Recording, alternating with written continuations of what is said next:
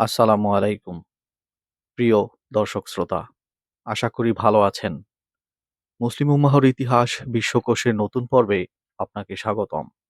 আপনি যদি মুসলিম হন এবং আপনার মধ্যে মুসলিম উম্মাহর ইতিহাস জানার আকাঙ্ক্ষা থাকে, তাহলে ভিডিওটি আপনার জন্য। সম্পূর্ণ ভিডিওটির সাথে থাকলে আপনিই হবেন মুসলিম উম্মাহর ইতিহাস সম্পর্কে গভীর জ্ঞানের অধিকারী। তাই কথা না বাড়িয়ে গত পর্বের পর থেকে শুরু করছি। অবশেষে সিদ্ধান্ত হয় যে পৃথক ক্যালেন্ডার করা হবে। তখন প্রশ্ন ওঠে যে কবে থেকে হিসাব করা হবে। তিনটি মত সামনে আসে। এক, রসূল সাল্লাল্লাহু আলাইহি ওয়াসাল্লামের জন্ম থেকে। দুই, হিজরত থেকে। তিন, ইন্তেকাল থেকে। ওমর ফারুক রাদিয়াল্লাহু আনহু সিদ্ধান্ত জানিয়ে বলেন, হিজরতের সময় থেকে হিজরি বর্ষের সন গণনা করা হবে। কেননা হিজরতের মাধ্যমেই হক বাতিলের মাঝে পার্থক্য হয়েছিল। এখানে আল্লামা সৈয়দী রহিমাহুল্লাহ ইবনে শিহাব জুহরির সূত্রে একটি হাদিস বর্ণনা করেছেন, যা দ্বারা জানা যায় যে রসূল সাল্লাল্লাহু আলাইহি ওয়াসাল্লাম মদিনায় হিজরতের পর বর্ষ গণনার সূচনা হিজরতের সময় থেকে করার আদেশ দিয়েছিলেন। আল্লামা সৈয়দী রহিমাহুল্লাহ রসূল সাল্লাল্লাহু আলাইহি ওয়াসাল্লামের একটি চিঠির কথা উল্লেখ করেছেন, যাতে নবীজির পক্ষ থেকে পঞ্চম হিজরি লিপিবদ্ধ থাকার ব্যাপারটা প্রমাণিত। সৈয়দী রহিমাহুল্লাহ বলেন, এর দ্বারা বোঝা যায় হিজরি সনের প্রবর্তক রসূল সাল্লাল্লাহু আলাইহি ওয়াসাল্লাম, আর ওমর ফারুক রাদিয়াল্লাহু আনহু তাকে অনুসরণ করেছেন। সাহাবীদের পরামর্শে যখন এ সিদ্ধান্ত গৃহীত হয় যে ইসলামী বর্ষের সূচনা নবীজির হিজরত থেকে শুরু করা হবে, তখন আরেকটি প্রশ্ন সামনে আসে, কোন মাস থেকে শুরু হবে। যেহেতু রবিউল আউয়াল মাসে হিজরত হয়েছিল, তাই অনেকেই এই মাসকেই হিজরি বর্ষের সূচনা করার পক্ষে মত প্রদান করেন। অনেকে রমজান মাসের ফজিলতের প্রতি লক্ষ্য করে এর পক্ষে মত দেন। তবে ফায়সালা হয় উসমান রাদিয়াল্লাহু আনহু এর মতের পক্ষে। তিনি মুহাররম মাসের ফজিলত বর্ণনা করে বলেন, মুহাররম থেকে বর্ষের সূচনা হতে পারে। এটি সম্মানিত মাস। হাজিরা এ মাসে হজ থেকে প্রত্যাবর্তন করেন। এভাবে সিদ্ধান্ত হয় যে মুহাররম থেকে হিজরি বর্ষের সূচনা হবে। এ ঘটনা ১৭ বা ১৮ হিজরির। আরবি তারিখে মাস ও বছরের পার্থক্য কেন? ইসলামী তারিখের মাস ও বছর নির্ধারণে অনেক সময় জটিলতা দেখা দেয়। এর মূল কারণগুলো হলো: এক, বর্ণনাকারীরা সে যুগের বহু ঘটনার তারিখ নির্দিষ্ট করে বর্ণনা করেননি। দুই, অনেক ক্ষেত্রে একই ঘটনার তারিখে একাধিক মত পাওয়া যায়। কোনো একটিকে প্রাধান্য দেওয়া কঠিন হয়ে যায়। এ মতভেদ মাস ও বছরের ক্ষেত্রে বিপরীত হয়ে যায়। তিন, প্রাচীন ইতিহাসবিদদের নিকট প্রসিদ্ধ কিছু তারিখ, যেমন নবীজির জন্মের তারিখ ১২ রবিউল আউয়াল, কোনোভাবেই ক্যালেন্ডারের হিসাবের সাথে পুরোপুরি মিলে না। চার, চন্দ্রবর্ষের তারিখে মুশরিকদের গড়বড় করা বড় একটি কারণ। কুরআন মাজিদে যাকে নিন্দা করা হয়েছে। এ কারণে বিশুদ্ধ চন্দ্রবর্ষের মোকাবেলায় বিকৃত চন্দ্র সৌরবর্ষের হিসাব অস্তিত্বে এসেছে। আমরা জানি চন্দ্রবর্ষের মাস সবসময় একরকম হয় না।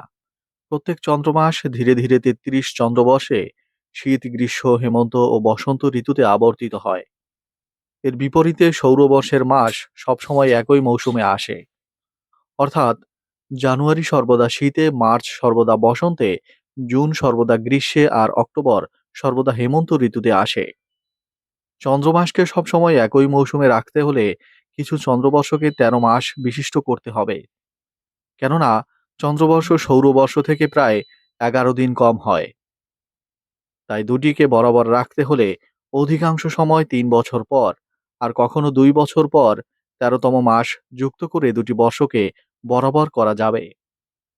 তবে এটি স্পষ্ট যে ১৩তম মাস যুক্ত করলে মূল চন্দ্রবর্ষের মাস আপন স্থানে স্থির থাকবে না।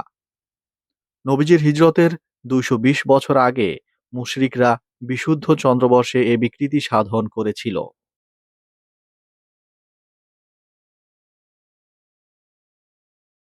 এর কারণ ছিল, হজ ছিল তাদের বড় একটি ব্যবসায়িক মৌসুম। হজের সময় বড় বড় মেলা বসত, কিন্তু তারা দেখল হজ কখনো গ্রীষ্মকালে আসে, কখনো শীতকালে, যার ফলে খেজুর, বকরি ও ভেড়ার ব্যবসায় প্রভাব পড়ত।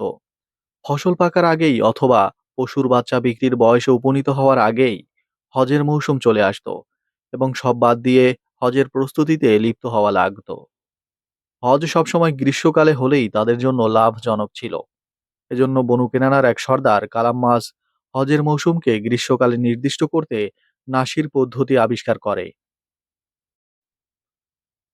এর ফলে চন্দ্রমাস কৃত্রিমভাবে সৌরমাসের বরাবর হয়ে যায়।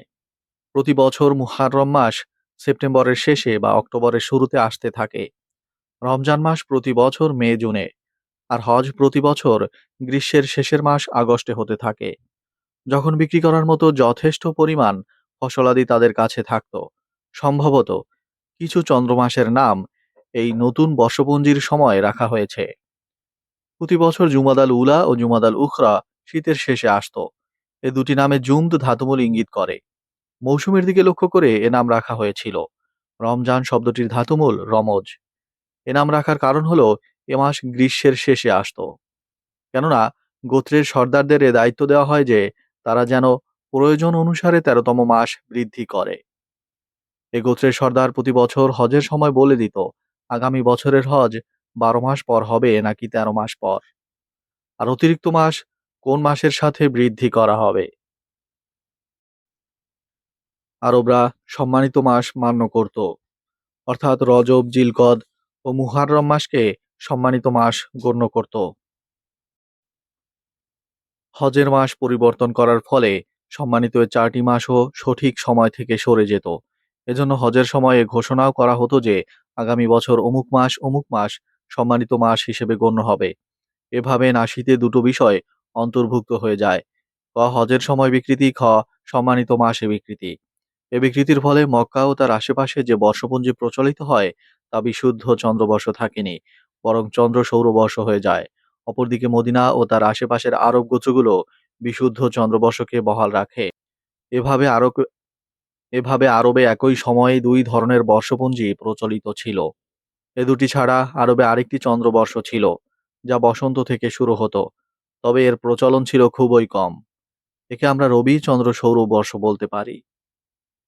যদিও মক্কার মিশ্রিত বর্ষপঞ্জি ৩৩ বছর পর এক চক্কর পূর্ণ করে পুনরায় বিশুদ্ধ চন্দ্রবর্ষের বরাবর হয়ে যেত, কিন্তু এর মধ্যে পুরো একটি চন্দ্রবর্ষ বিলুপ্ত হয়ে যেত। এজন্য ইসলাম প্রভাব বিস্তার করার পর বিদায় হজে রসূল সাল্লাল্লাহু আলাইহি ওয়াসাল্লাম নাসির প্রথা বিলুপ্ত করার ঘোষণা করেন। এরপর আরবে পুনরায় বিশুদ্ধ চন্দ্রবর্ষের প্রচলন ঘটে। এখন পর্যন্ত সেটি বহাল আছে। যতদিন বিকৃত চন্দ্রবর্ষের প্রচলন ছিল, সে সময়ের তারিখ নির্ধারণ করা এজন্য কঠিন হয়ে গেছে যে আগের যুগের বর্ণনাকারীরা সিরাতের ঘটনাবলী কোথাও মক্কার বর্ষপঞ্জি অনুযায়ী বর্ণনা করেছেন, আর কোথাও মদিনার বর্ষপঞ্জি অনুযায়ী। সিরাতের তারিখ নিয়ে মতভেদের বড় একটি কারণ এটি। ইতিহাস রচনার ৪টি স্তর। যেকোনো ভবন নির্মাণ ৪টি পর্যায়ে সম্পন্ন হয়। প্রথমে নকশা অনুযায়ী তার ভিত্তি রচিত হয়, এরপর দেয়াল ও ছাদ তোলা হয়, তারপর প্লাস্টার করা হয়, সবশেষে রং করা হয় এবং ফ্যান, বাতি ও অন্যান্য জিনিস লাগিয়ে পুরোপুরি বসবাসের উপযোগী করা হয়।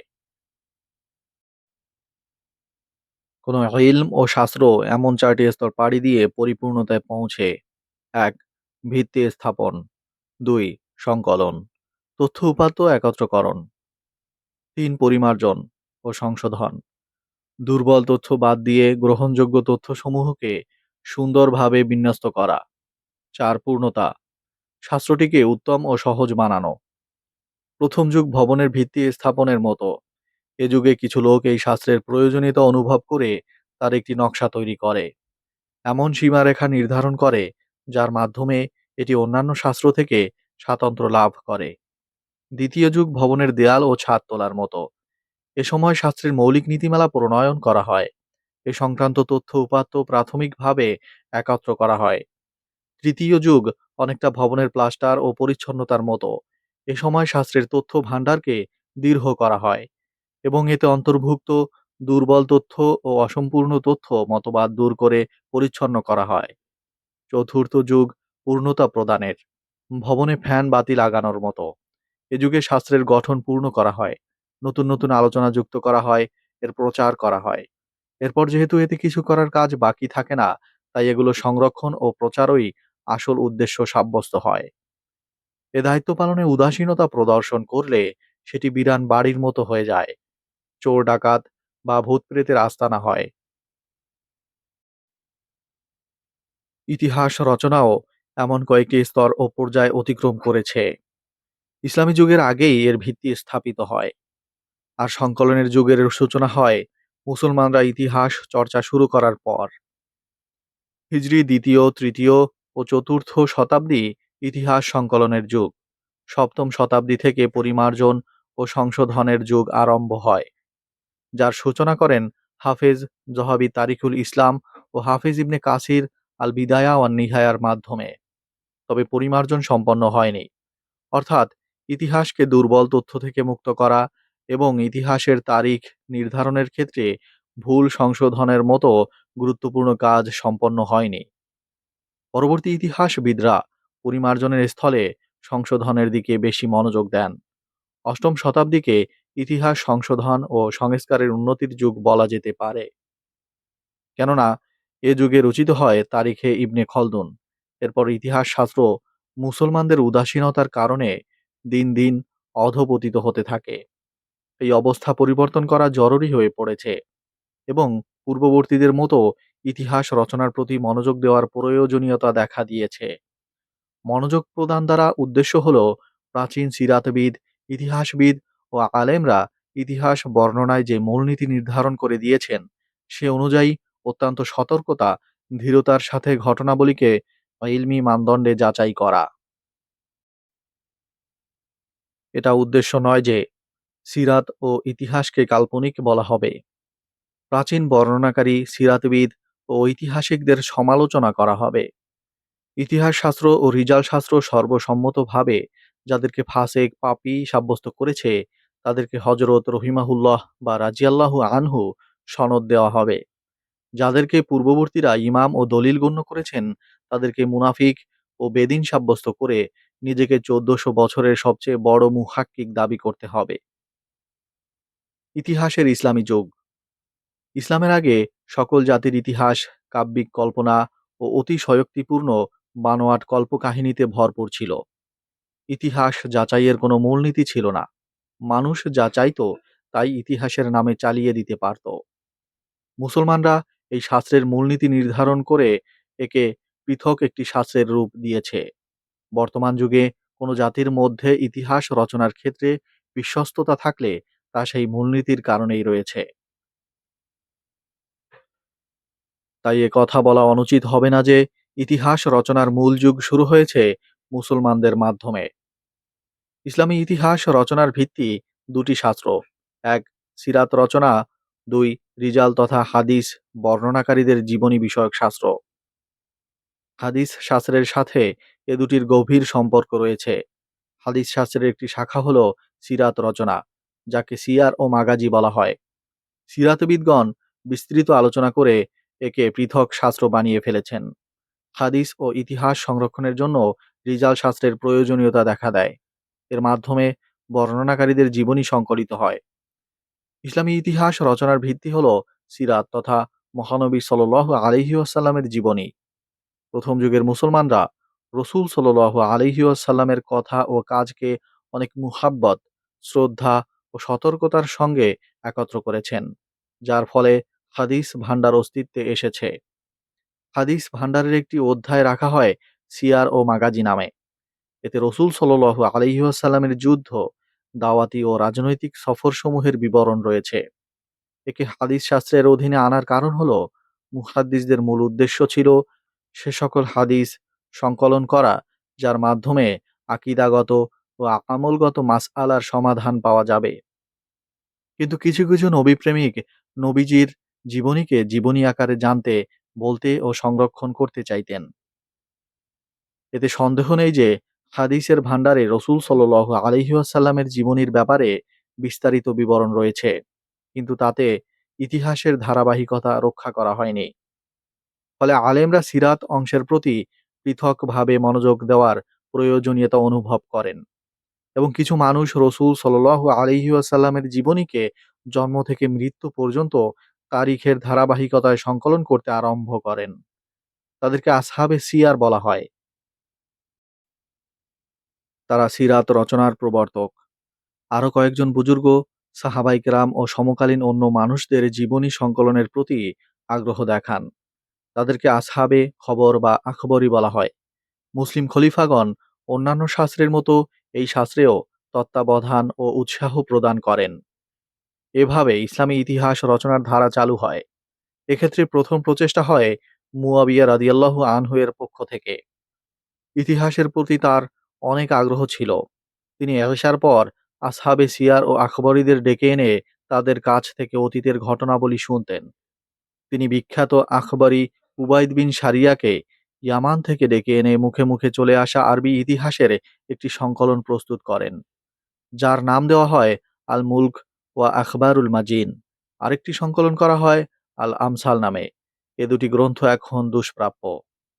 তারপর উমার ইবনে আব্দুল আজিজ রহিমাহুল্লাহ মাগাজি ও সিয়ারের দর্স চালু করে আসেম বিন কাতাদা আনসারীকে গুরুত্ব দিয়ে বলেন তিনি যেন দামেস্কের জামে মসজিদে সিরাত ও মাগাজি ও মানাকিবের দর্স প্রদান করেন। সে যুগের বিখ্যাত মুহাদ্দিস ইবনে শিহাব জুহুরি রহিমাহুল্লাহ আগে থেকেই উমার ইবনে আব্দুল আজিজ রহিমাহুল্লাহ এর নির্দেশে হাদিসের ভান্ডার একত্র করেছিলেন। তিনি তখন মাগাজি বিষয়ে একটি গ্রন্থ রচনা করেন, যাকে মাগাজির প্রথম গ্রন্থ বলা হয়। এটিও এখন দুষ্প্রাপ্য। আজকের পর্ব এ পর্যন্তই। কমেন্ট বক্সে আপনাদের মন্তব্য মতামত জানাতে ভুলবেন না। পরবর্তী পর্ব সবার আগে পেতে চ্যানেলটি সাবস্ক্রাইব করে বেল বাটনটি ক্লিক করে অল অপশনটি প্রেস করে রাখুন। আর ফেসবুক থেকে দেখে থাকলে পেজটি ফলো দিয়ে রাখুন। আপনাদের অনুপ্রেরণা ও সমর্থন পেলে পরবর্তী পর্ব নিয়ে দ্রুত হাজির হব ইনশাআল্লাহ। সে পর্যন্ত সবাই ভালো থাকবেন, সুস্থ থাকবেন সেই প্রত্যাশা।